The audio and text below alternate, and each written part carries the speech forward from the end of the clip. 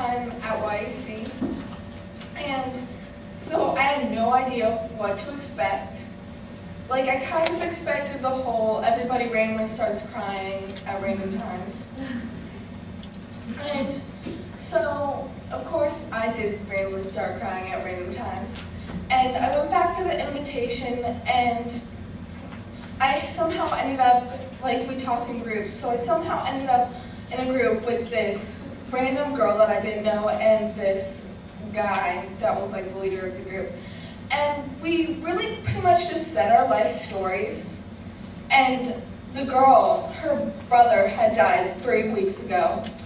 And this was the week that she had been planning to meet her stepfather that she never knew, but she couldn't because her brother died 3 weeks ago. And so I was like, wow, why does God make her go through this but not me? And I was just thinking about that, and I'm like, okay, why?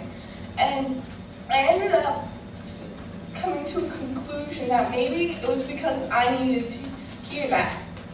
Because I need to know that bad stuff doesn't just happen to me. The little tiny Emma borrowed my shirt without my permission doesn't matter as much as some other things.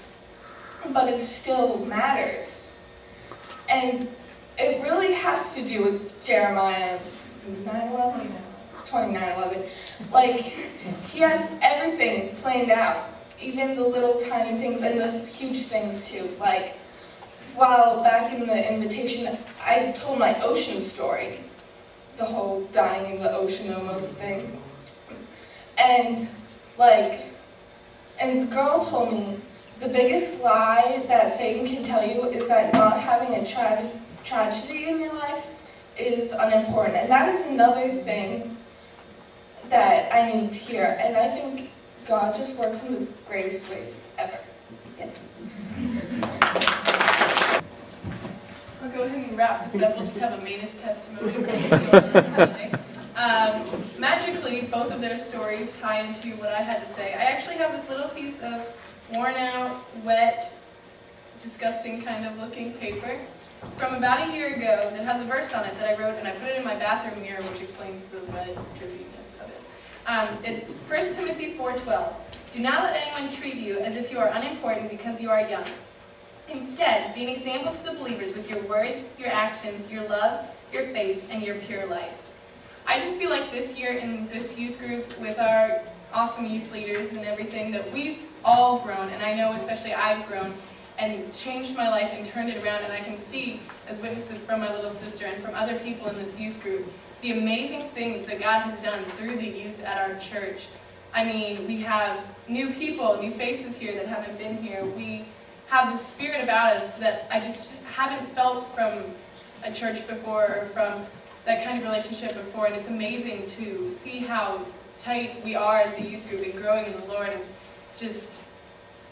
it's just an awesome experience. And at YAC it just really reiterated that point, because I had been there before and I'd gone through the motions and I'd never really seen it. And this was the first year I didn't go back for the invitation, because I was like, oh, I need to go back there, I have to go back there. It was an emotional roller coaster for me. And this year I was like, no, I know where I stand with the Lord, and I am confident in my faith. And it was amazing, though, for me to see my little sisters also growing when they did go back there, and they went back there together, and I wanted so badly to be there for them with their struggles. But it's amazing to see that they can get through this with God and without me, because that's not always my job, that it's between them and God. And it's an amazing thing to see that we are showing you guys today with our words and our actions and our love and our faith and our pure lives what the youth of this nation can do for the Lord. Amen. Luke, you wanted all the kids to come. Yeah, you guys are all welcome to come up and join us here. It's not just the teenage kids, it's the younger ones too. These are part of this. So all the rest of you are welcome to come up and join us. Come on, Scott.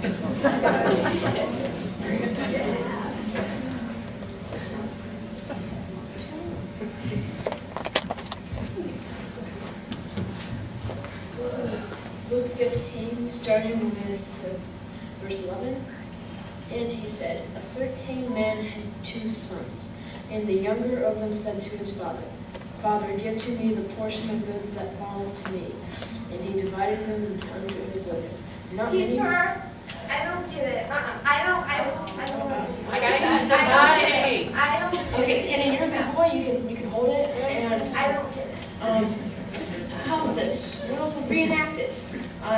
This should make it easier to understand for you. And so I'll hand out the parts. I'm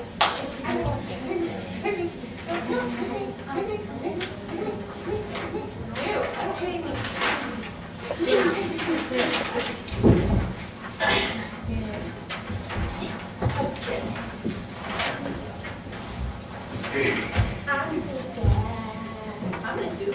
I'm the bro. Once upon a time, there was a guy who had 2 sons. The younger son went to his father and said, "I wish you were dead." I wish you were dead. Hey, why don't you just give me my part of the money now, fool? Why don't you just give me my part of the money now, fool? Ouch, said Dad. But he gave him the dough anyway, because the youngest always gets anything they want. So this dude went to Vegas and found plenty of homies fast. And they helped him spend his cash on lots of bling and booze and junk like that. Soon dude was no longer money bags, so homies left him high and dry. He found a farm outside the city and began to work for food, like pig slop. I've been working on the rail. I've been working on the farm. One day, dude came to his senses and realized that his dad's servants had it better than he did. He made a plan to go back home and ask to be a servant because he really didn't deserve to be a son anymore. Meanwhile, back at the ranch, Dad was always watching for his son to return home.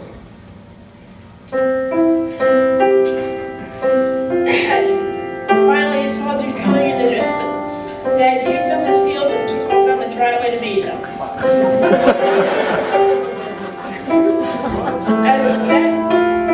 As Dad went to hug dude, he said, "Yo man, get off. I don't deserve this. Just let me be your servant." Just let me be a servant. Dad apparently lost his hearing while dude was away and thought everyone was going for a huge party.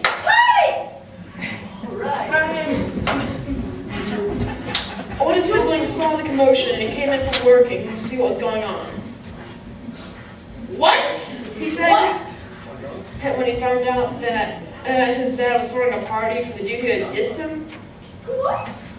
"Hey Dad, I've been here slaving away all this time and you never even said thanks." Here, Dad, I've been slaving away all this time and you never even said thanks. He comes back from who knows where doing who knows what. You give him a party? He comes back, and he could have done who knows what, and you throw him a party? Dad said, "Son, mi casa es tu casa." Spanish. You had access to anything of mine you wanted. You could have anything of mine you wanted. But my son who was once dead is now alive. That's reason to celebrate. Join us. Join us. Over his dead body, replied oldest. Over his dead body.